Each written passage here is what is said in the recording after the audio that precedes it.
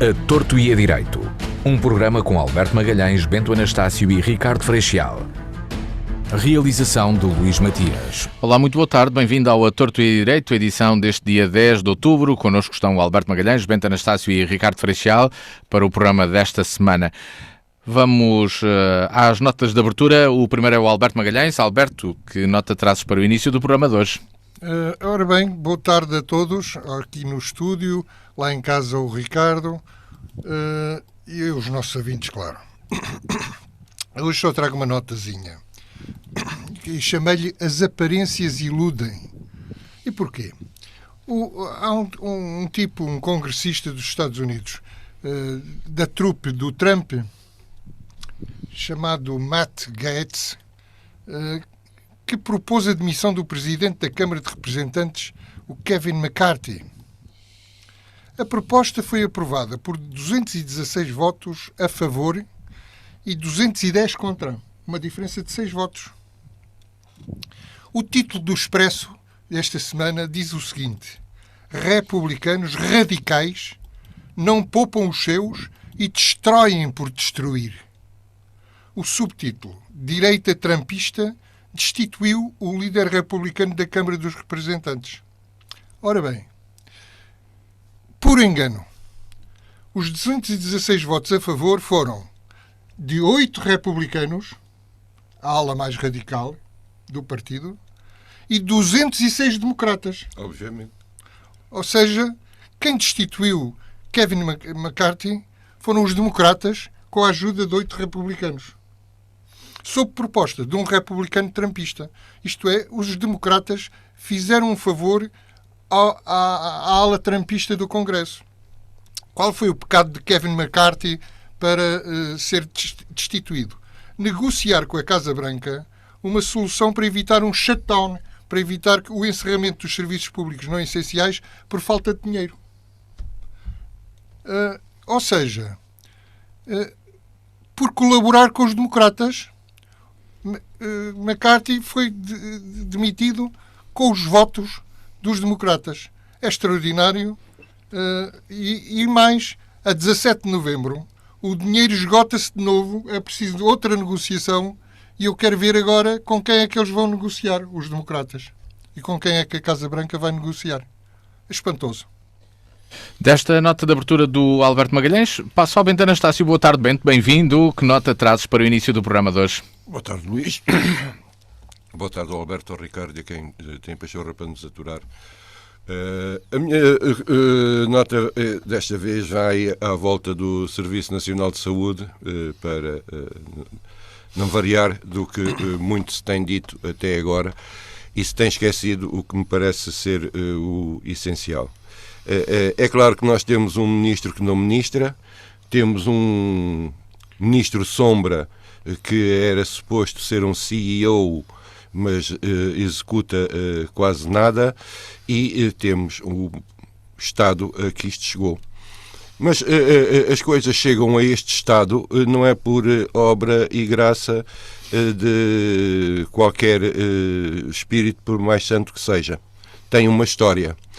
E a história começa algures no início do governo Passos Coelho e da Troika. Nós temos tendência a esquecer as coisas com facilidade e não nos estamos a lembrar de uma altura em que foi fechada a contratação pública. Nessa altura não foram contratados nenhum funcionários públicos, médicos, inclusive. Sempre se disse que isso iria criar primeiro um problema geracional e um problema de transmissão de conhecimento no Serviço Nacional de Saúde, porque a medicina é tudo menos uma ciência exata e aprende-se fazendo, e para o aprender não ser à custa de vida do paciente, está lá um tutor que lhe diz assim: ó jovem, não corte essa artéria porque o que era para cortar era uma veia. E a coisa dá-se. Nós chegamos à altura e depois tínhamos um outro problema, este também geracional, que tem a ver com a idade média dos médicos.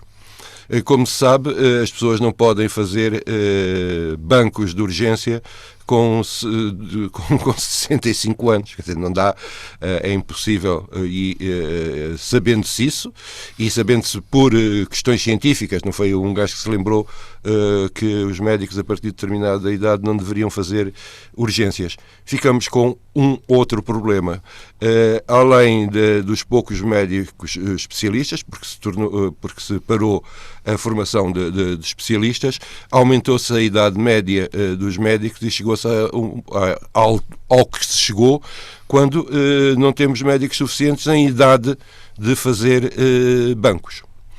Tudo isto depois tende-se a esquecer, porque se o governo do PS fala na Troika, o PSD pergunta quem é que a foi buscar, etc, etc, e para que não se andem a tirar pedras uns aos outros, porque têm os dois telhados de vidro, vão fazendo de contas que isto é um problema que começou antes de ontem e que o único causador disto tudo são os médicos que não querem fazer horas extraordinárias, os sindicatos dos médicos que querem que os médicos tenham condições de trabalho.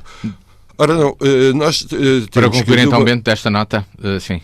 Estava aqui, por exemplo, por causa do som. Isto a dizer porque as questões do Serviço Nacional de Saúde são demasiado importantes para nós e para as gerações que nos seguem, e não pode ser tratado com esta leviandade.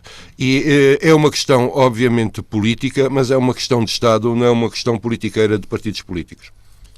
Da nota de abertura do Bento Anastácio, passamos para o Ricardo Freixal, a quem peço para ligar agora o microfone e para o podermos escutar.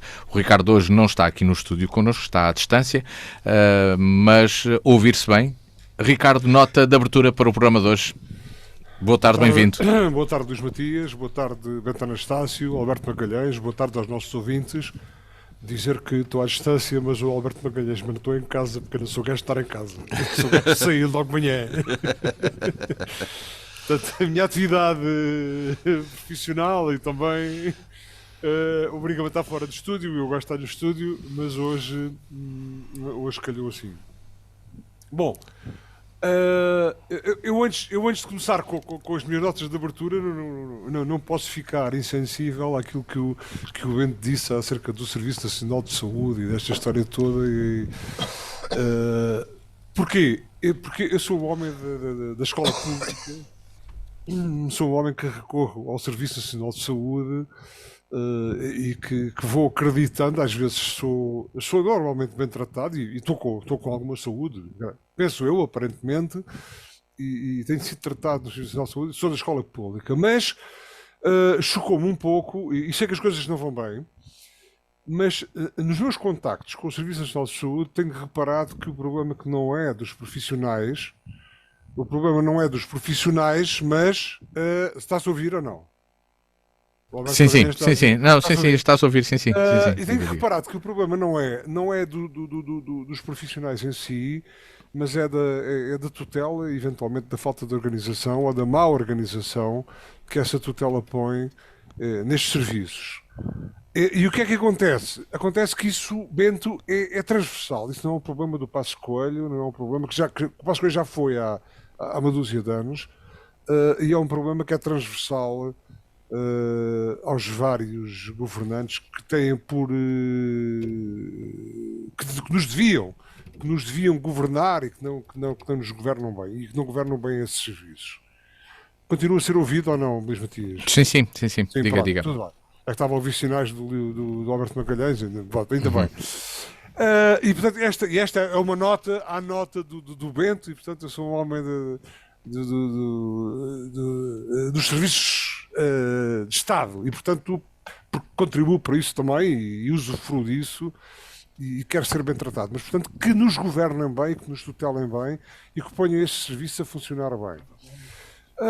Agora, por isso, gostava de saber, agora por tutelas e agora vamos para a cidade, gostava de saber, porque passo por Rossio algumas vezes, gostava de saber o que é que se está a passar no Rossio, e isto tem a ver com a cidade, e se o Rossio vai ser finalmente reclassificado ou se é apenas a zona central, ou o que é que se está a passar, isso gostava de saber, porque enquanto cidadão informado ou desinformado, não sei. Outra coisa que eu gostava também era que fazer referência, porque como sai de casa, Alberto Magalhães, fui beber umas bejecas ali ao Beer Festival, que tem, em vez de ter um nome de Festival da Cerveja, chama-se Beer Festival, e dei com um evento que é interessante na sua criação, na sua orgânica, na sua dinâmica, mas que dei comigo, e eu gosto de cerveja, eu sou do ciclo da cerveja, mas dei comigo relevando a natureza do evento e a iniciativa do evento, dei comigo com um evento pífio. Évora, não sei se está condenada a ser pobre neste tipo de eventos, mas de facto um evento que é nobre do ponto de vista da sua Constituição, ocupava ali um espaço de 20 por 20, sei lá, 400 metros quadrados ou 500 metros quadrados, e Évora tem espaço para muito mais, tem espaço para muito mais envolvente em volta, neste caso da cerveja, como é, por exemplo, do vinho, que é um exemplo a seguir, e que não foi infelizmente seguido pela cerveja, e gostava de ver Évora com todos os eventos a um nível elevado. A última nota é sobre a descarbonização. Eu estou descarbonizado porque eu fui convidado para um evento de uma instituição bancária que simpaticamente me convidou. Eu sou um mero cliente do banco, mesmo mero cliente do banco, e onde se tratou e onde tivemos a presença num evento amplo, e é digno que se tragam para Évora eventos amplos, com muita gente, com nível de abordagem. Veio até o Ministro do Ambiente, imagina, a falar de 3 ou 4 termos que estão hoje muito na moda, que é a sustentabilidade, a resiliência e a descarbonização.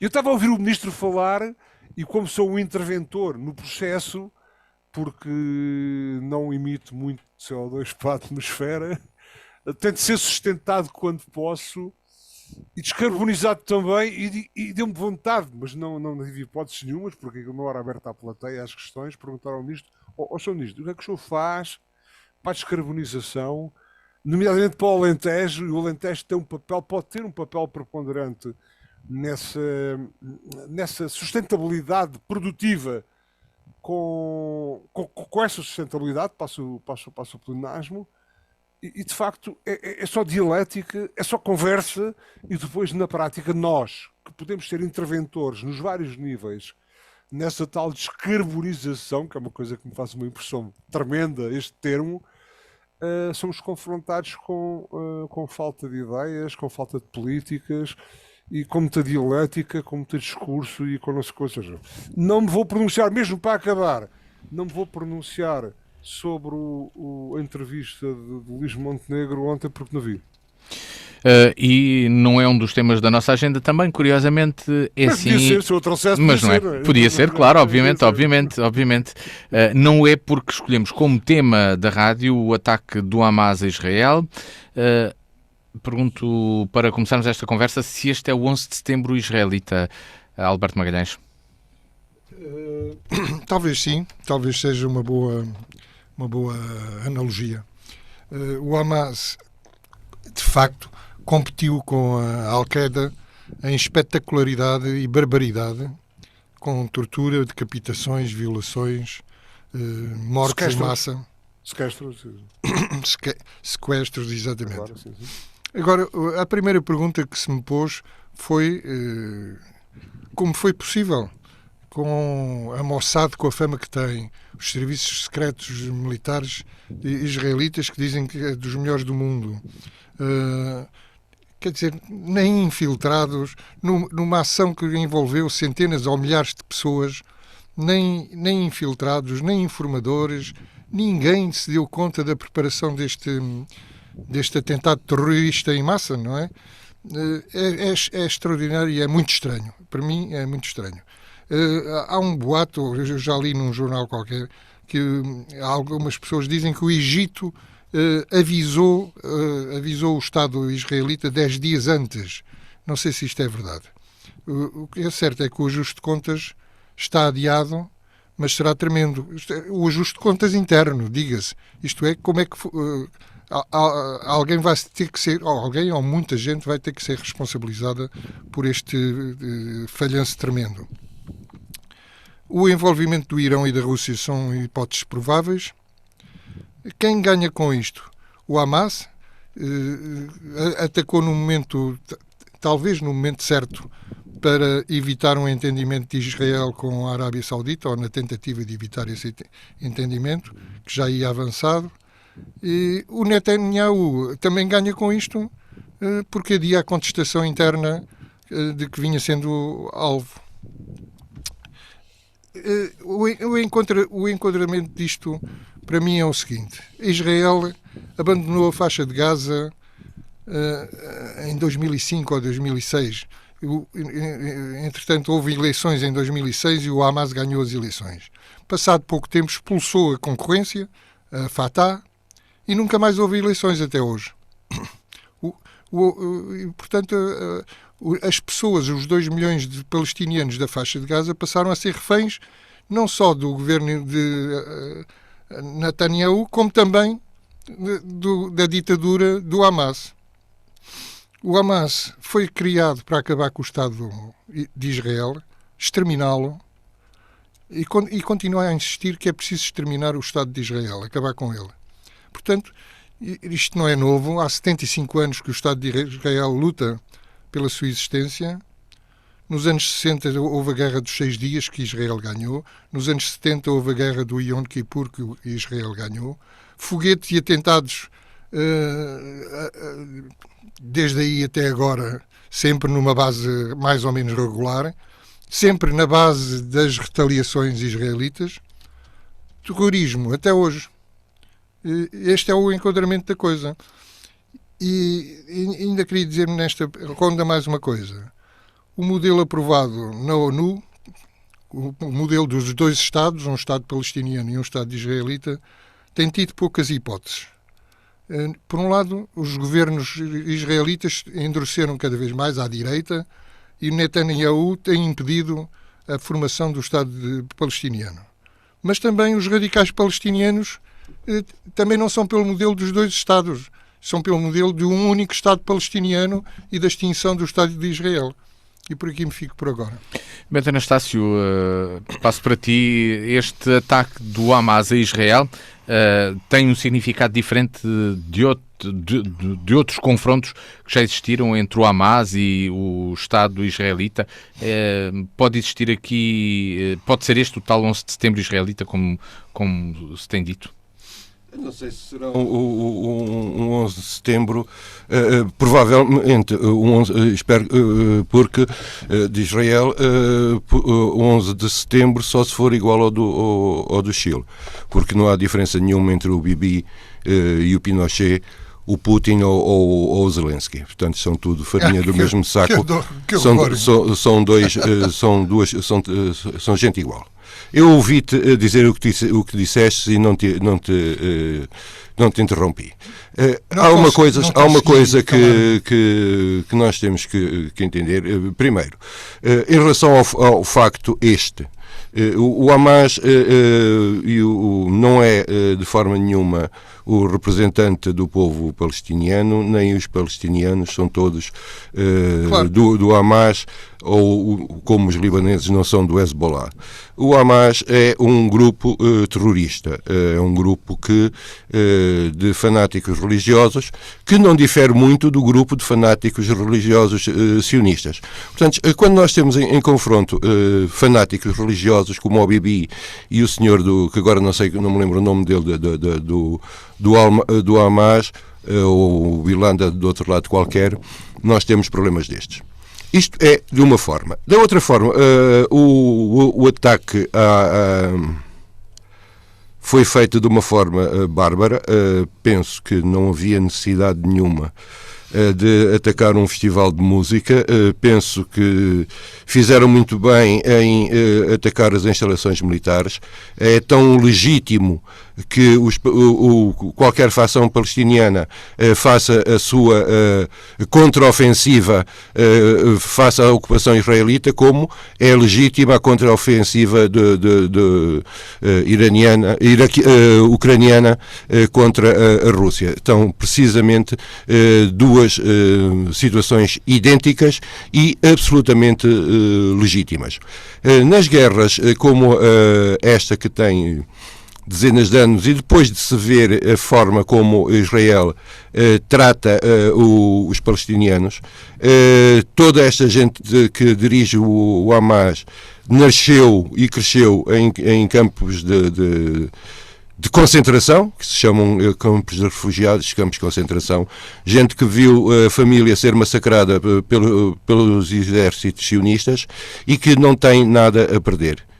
Quando cresce uma geração em que o seu horizonte de vida é rigorosamente nenhum, eu não sei, é fácil para os Hamas todos desta vida, em situações como se vive na faixa de Gaza, recrutar suicidas, recrutar gente que pura e simplesmente não tem nada nesta vida e fica à espera das 70 virgens ou de outra coisa qualquer no reino dos céus.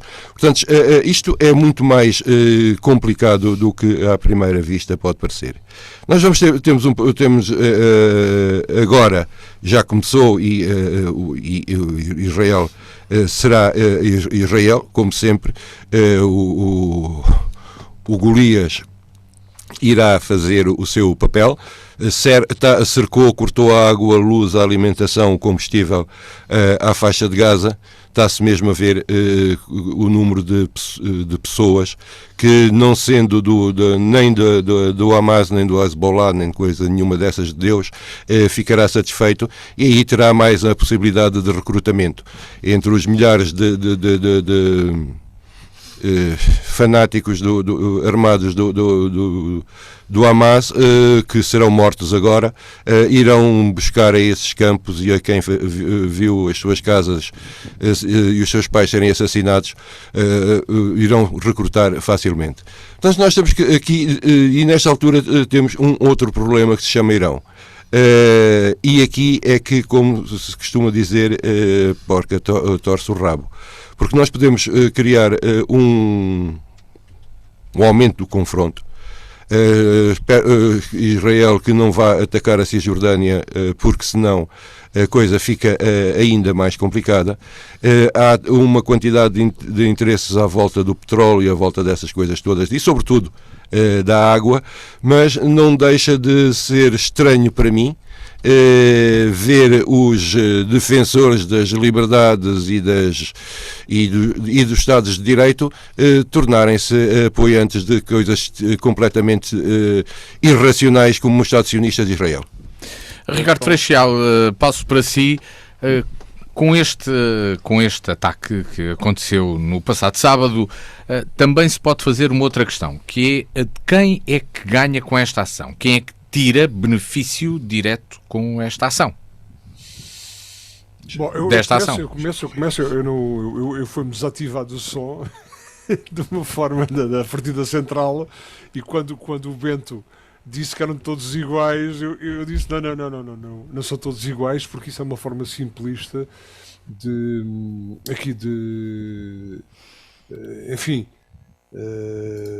salvar atitudes que são eles próprias, e portanto eu não partilho desta opinião.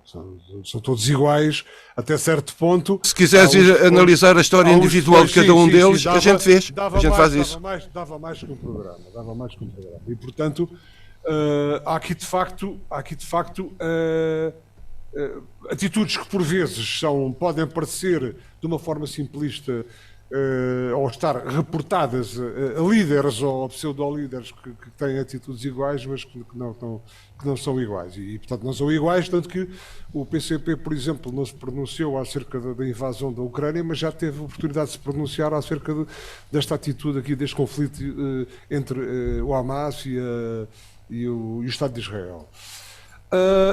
E, portanto, há aqui, de facto, e eu partilho muito da análise que o Alberto Magalhães fez, que me ajuda muito, e não quero deixar de reportar todo este conflito para questões que vão muito para além das questões de política ou de religião ou de cultura, porque também envolvem sobretudo políticas de política, de religião, de cultura, mas também questões pessoais, ou seja, os atuais líderes da Hamas foram indivíduos que estiveram, vamos lá saber porquê, dezenas de anos presos por Israel, depois por questões conjunturais que assentam nestes conflitos, tiveram mortos familiares próximos, como mulheres e filhos e tudo isso, e portanto não estão ausentes deste tipo de atitudes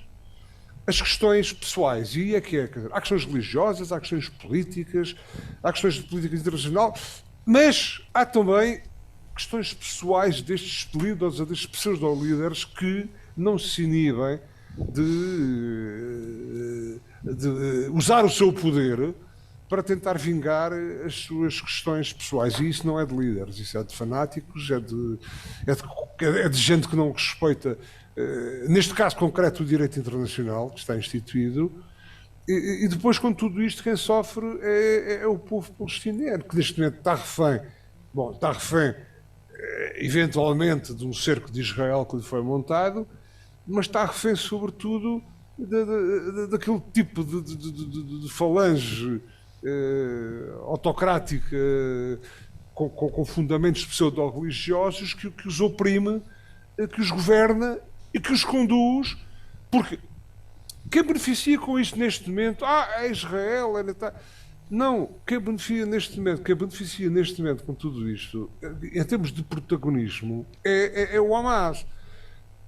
E no fundo da questão, o Alberto Magalhães tocou nisso também, e o Bento também aflorou um bocado isso, e eu acho que o Luís Matias também tocou, está a iminência de um acordo entre Israel, o Estado de Israel e a Arábia Saudita, que não é nada favorável ao Hamas e àquela gente que governa neste momento a Palestina.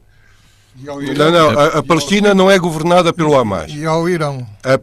Apenas a faixa de Gaza. O resto faixa de Gaza. Só, pois, o resto a OLP não tem nada a ver com barbaridades destas. Houve pouca precisão aqui no meu termo, mas de facto é isso. E o problema aqui é com a faixa de Gaza, essencialmente. Tocaram aqui um aspecto por onde eu ia levar a conversa com o Alberto Magalhães, precisamente sobre este conflito palestino-israelita. Que é o seguinte: depois deste ataque, cada vez se ouve mais um discurso que separa o Hamas do resto do território palestiniano e do povo palestiniano. Será que isso é mesmo assim, Alberto Magalhães? Está a existir um discurso político mais focado em separar e a dividir a própria Palestina ou líderes palestinianos neste momento e demonstrar que o Hamas não é representante do povo palestiniano, mas sim de uma parte? É óbvio que o Hamas não representa o povo palestiniano, e nisso eu e o Bento estamos de acordo. Mas isso pode trazer vantagens, por exemplo, na relação de Israel com os vizinhos, como o Egito, a Síria. A relação de Israel com os vizinhos está pacificada já há algum tempo. O problema, neste momento, deixa-me só dizer isto antes que me esqueça. O Bento, de facto, fez aqui umas comparações ou umas igualdades entre o Bibi, que é um líder, embora de extrema-direita, e com muitos erros, digamos assim. É um ladrão. Sim, muitos erros na vida, tanto pessoal como política, mas foi eleito. O Hamas é um grupo terrorista que se apoderou do poder através de umas eleições, mas essas eleições nunca mais se repetiram porque eles não querem eleições. Comparar Putin com Zelensky, isso aí então brado aos céus, não é? Porque Putin é um ditador que mantém a Rússia debaixo da pata e Zelensky foi eleito e foi invadido. Não tem nada a ver uma coisa com a outra. Eu queria agora falar nas reações a este atentado terrorista do Hamas, as reações na Europa. Eu dividi-as em dois. Primeiro, as reações dos imigrantes e refugiados muçulmanos, não todos, claro, nem se calhar nem a maioria, mas o que é certo é que se ouviram em Londres, em Paris, em Madrid, na Grécia, ouviram-se aplausos e Alá é grande, regozijo entre imigrantes e refugiados muçulmanos pelo ataque do Hamas a Israel. Não foram todos os muçulmanos, se calhar não foi a maioria, mas foram os suficientes para assustar. Depois a reação da extrema-esquerda. A reação da extrema-esquerda foi mais ou menos esta. Sim, é bárbaro, sim, é lamentável, mas estavam a pedi-las. Israel estava a pedi-las.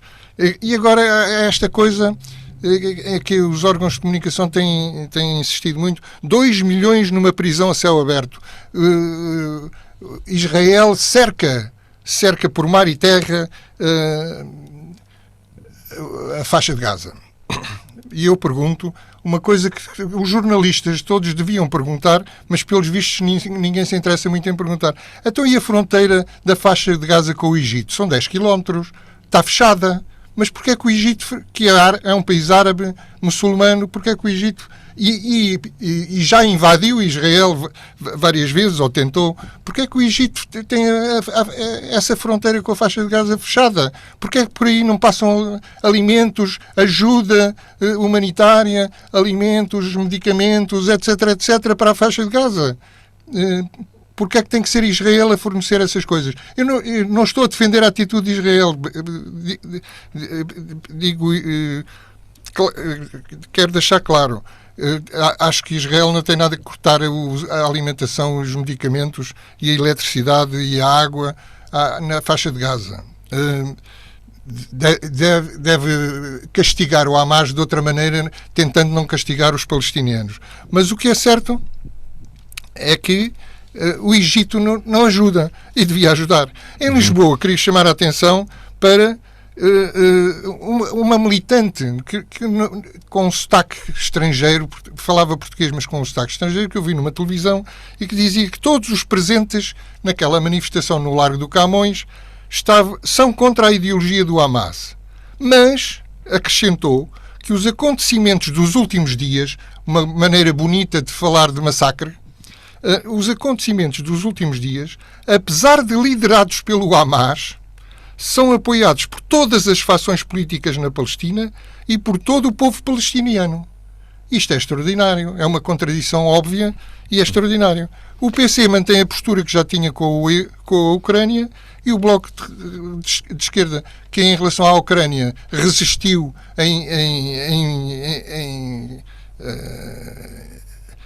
resistiu um bocado em não condenar a invasão russa, desta vez não resistiu.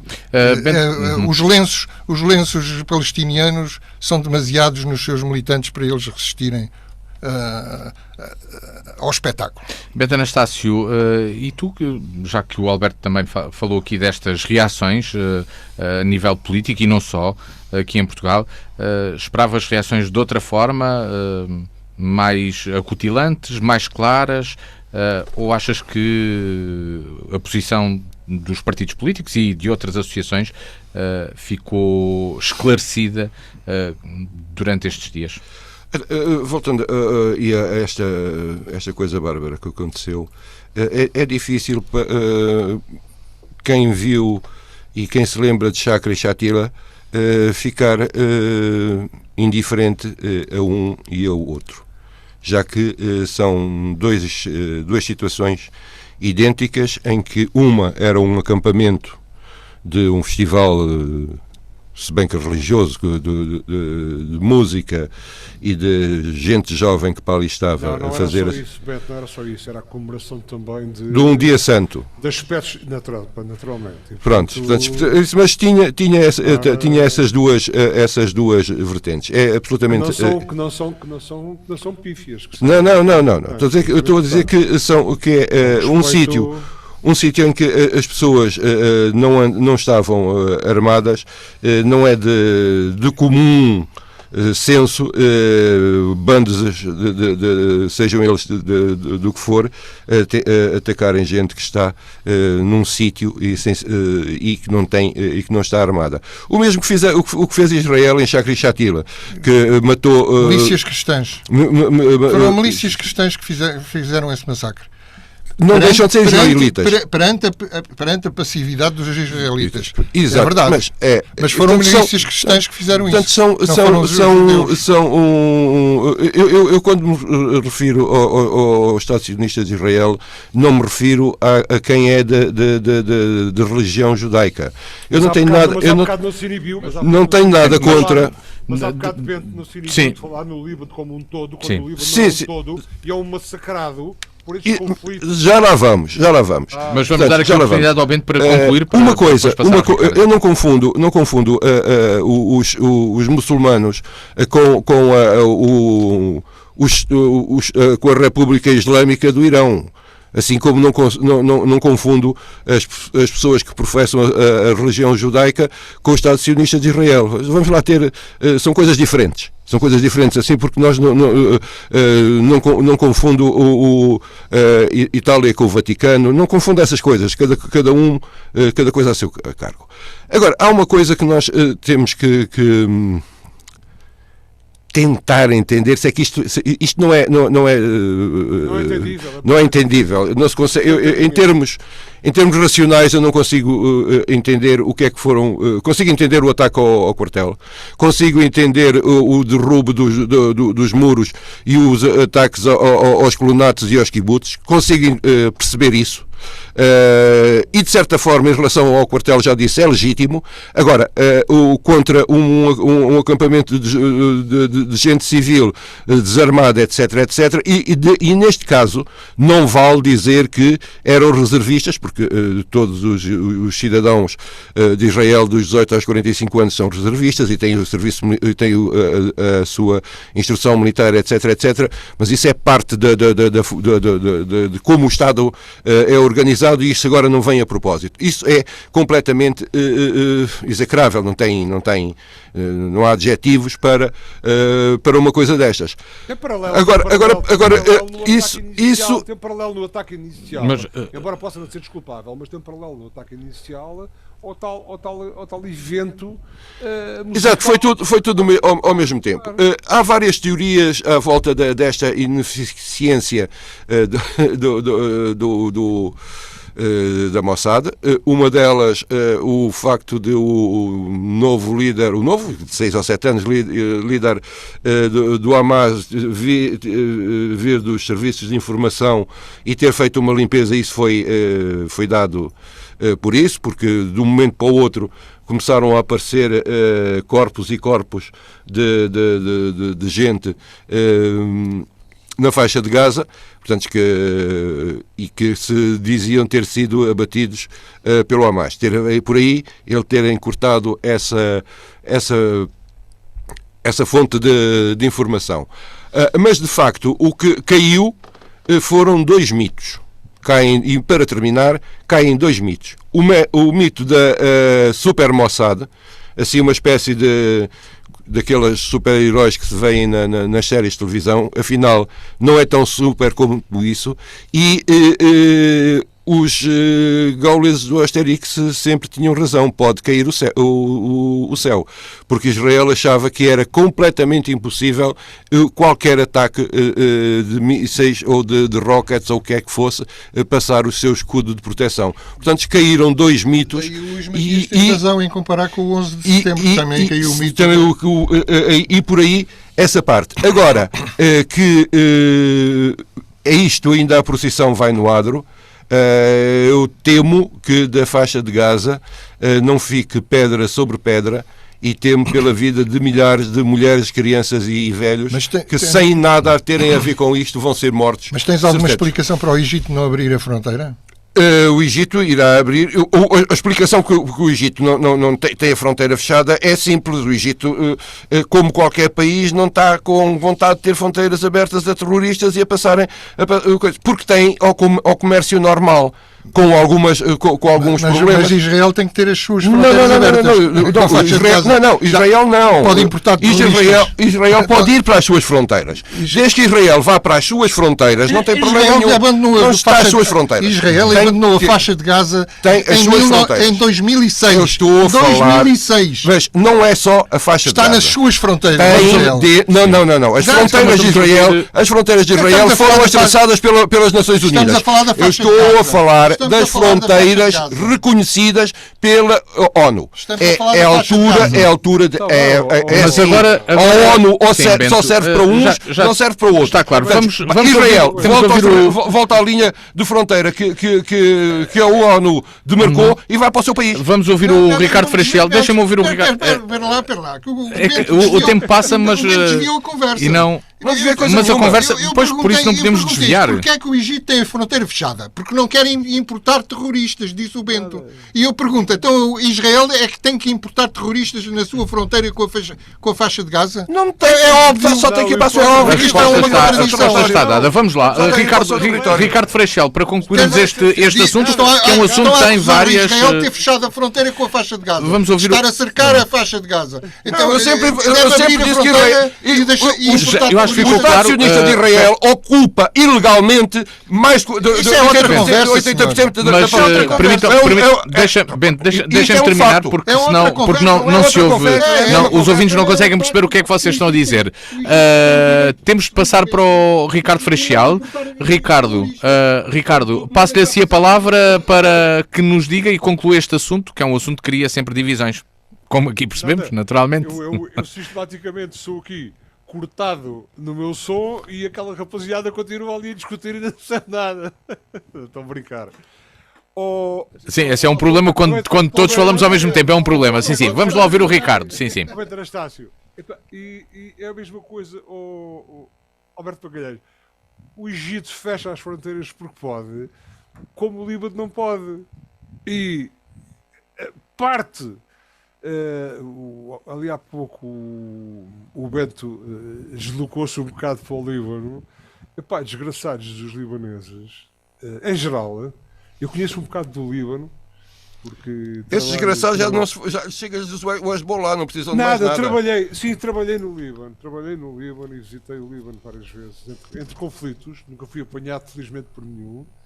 Mas é o exemplo nítido do que é o extravasar de fronteiras que o Egito não permite, e que o Líbano, por força das circunstâncias de natureza cultural, social e económica, é obrigado a ver partir, a partir do Estado libanês, a ofensiva contra Israel, centrada no Hezbollah e nos outros grupos todos. São 16 ou 17 grupos que ali combatem Israel, e eu vi já sinais nítidos dessa ofensiva com os civis, e o Líbano é uma das vítimas deste conflito que se estende e que se vai estender, porque vai muito para além das questões da fronteira que o Bento há bocado referiu. Porque se fosse o problema da fronteira e do respeito para a fronteira, ele estava resolvido naturalmente. O problema é o não respeito. Exatamente, o problema é o não respeito pela fronteira. Respeito pelos acordos, pelos Estados e por tudo isso, porque o Estado de Israel é um Estado, em termos universais, do ponto de vista de organização e dos países e da ONU, é um Estado de Direito. Não é, não. E continua, não é, e não. Continua a ser atacado por tudo o que é sítio, nomeadamente pelo Líbano, mesmo a Síria, mesmo tudo isso parte, toda a ofensiva mais direta nestas alturas de conflito, neste momento não sei como é que está, mas vai passar seguramente pelo Líbano. E eu conheço bem isso porque conheço o Líbano, tenho colegas libaneses e vivi com eles e sabem o que é que eles sentem disso e o que é que o Líbano tem sofrido por causa das fações que combatem Israel. E isso aí é transversal às várias religiões. No que diz respeito, seria transversal no que diz respeito ao direito aos cidadãos, aos palestinos e a todos os outros. Temos... Não é.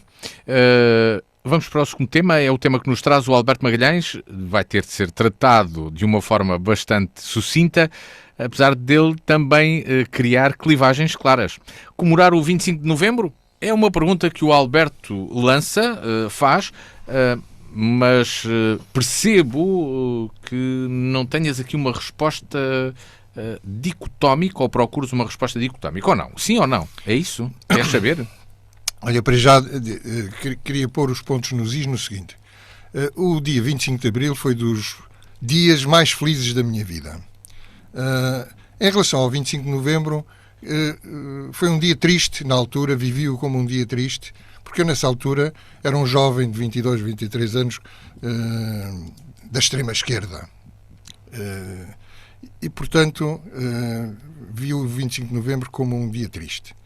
Neste momento, o 25 de Abril, hoje, o 25 de Abril continua a ser um dia inigualável em termos pessoais e políticos, mas a minha atitude em relação ao 25 de Novembro mudou completamente à medida que fui ficando mais maduro e menos esquerdista. Irrita-me um bocado esta atitude, já me irritou quando o Pedro Adão e Silva foi para comissário para o cinquentenário do 25 de Abril, aproveitou a boleia de uma frase infeliz, mas talvez por excesso de modéstia, do general Ramalhianes, que disse: momentos fraturantes não se comemoram, recordam-se, e recordam-se apenas para refletir sobre eles. Esta frase do Ramalhianes foi aproveitada pelo Pedro Adão e Silva para dizer dias fraturantes não se comemoram, ponto. Ora, a frase do general Ramalhianes é contraditória, porque diz ao mesmo tempo que momentos fraturantes não se comemoram, mas que se recordam. Ora, comemorar é comemorar, memorar é recordar. Portanto, comemorar é recordar em conjunto. E, portanto, para refletir. E devemos refletir. Porque é que os dias... Porque é que o 25 de novembro é fraturante? É fraturante por bons motivos, acho eu.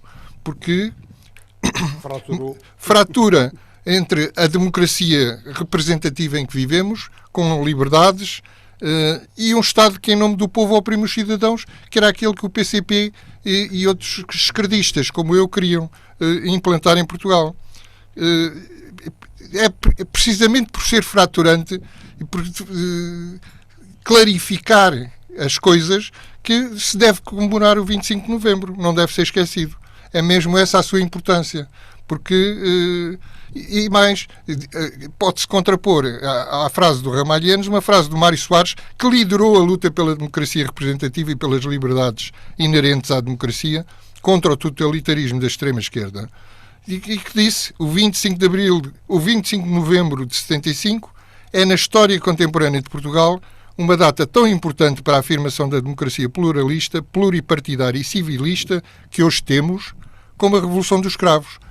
Portanto, isto só para dizer que os socialistas, o Partido Socialista e os seus militantes deviam ter mais cuidado quando falam do 25 de novembro como se o 25 de novembro fosse uma data da direita. Porque foi o Partido Socialista que liderou a luta que desembocou no 25 de novembro e na instauração de uma democracia representativa, etc, etc.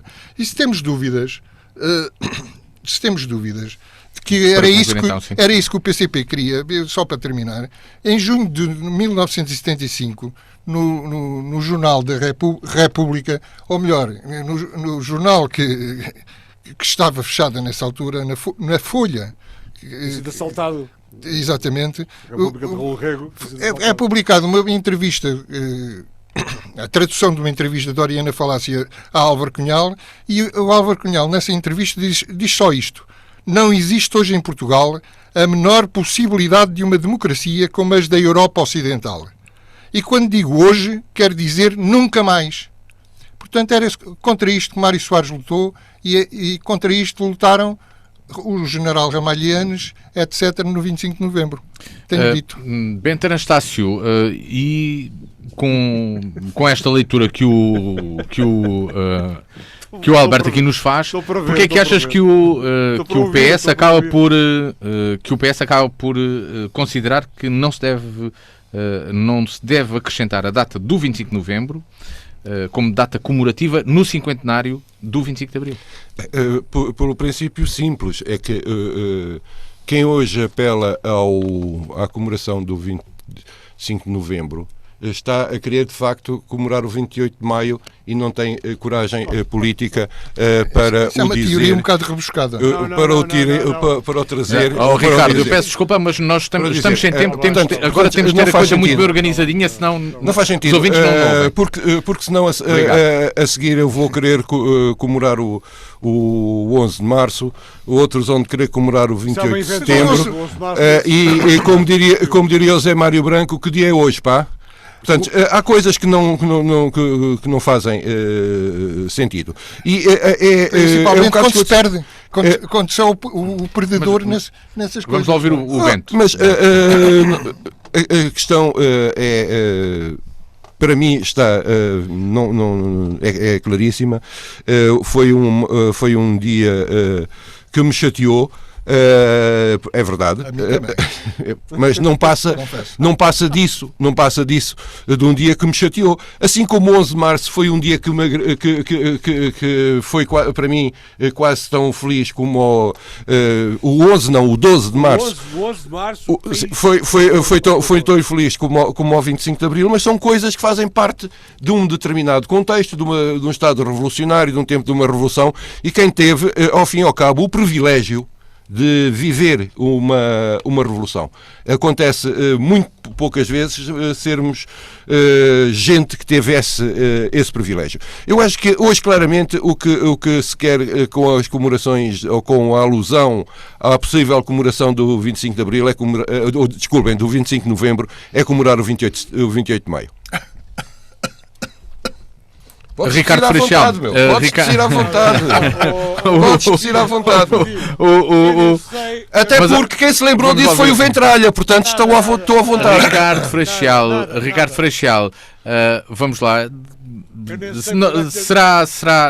Não fará sentido então concentrar numa data a comemoração da liberdade, e também da democracia representativa, que é aquela que temos e que vingou numa só data e não espalhá-la por outras, porque houve mais datas marcantes ao longo desse período de revolução. Eu estava a dizer que não sei que onde é que lhe é de pegar, porque tem que vir para trás.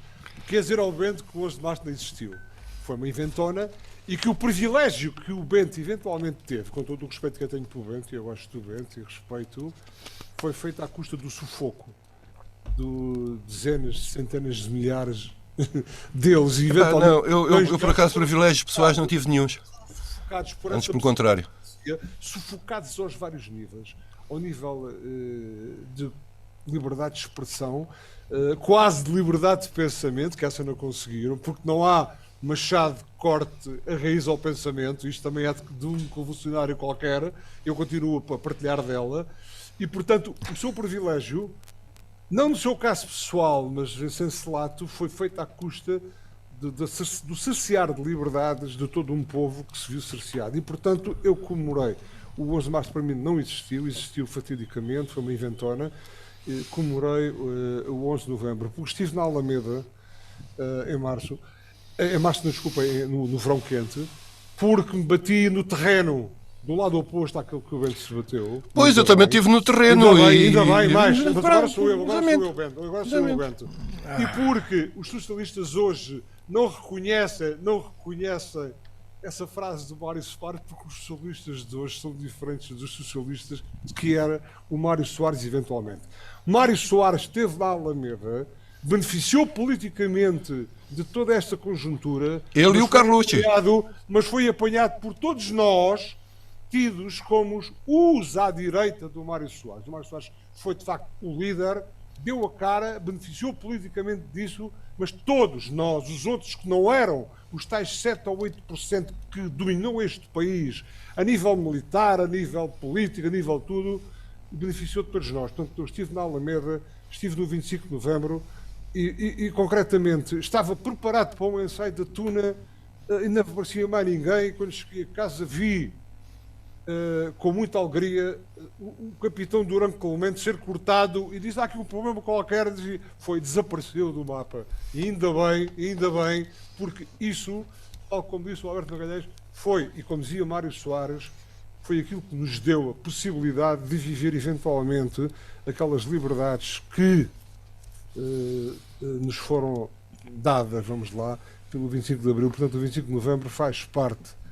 desta história democrática, pseudo-democrática, mas isso são desvios hoje em dia.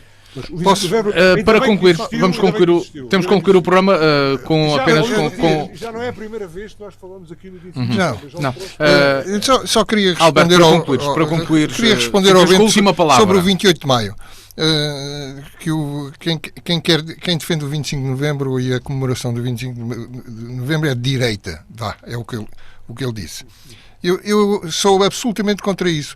Isto é, tal como, sim, de facto, houve, durante estes 50 anos, a tendência para as pessoas de esquerda acharem que o 25 de Abril era deles, era da esquerda, e até expulsavam partidos de direita e da direita democrática das manifestações do 25 de Abril, e houve a tendência para deixar o 25 de Novembro para a direita, e a direita também se apoderou do 25 de Novembro. Eu sou absolutamente contra esta divisão. Tanto o 25 de Abril como o 25 de Novembro não são propriedade nem da esquerda nem da direita.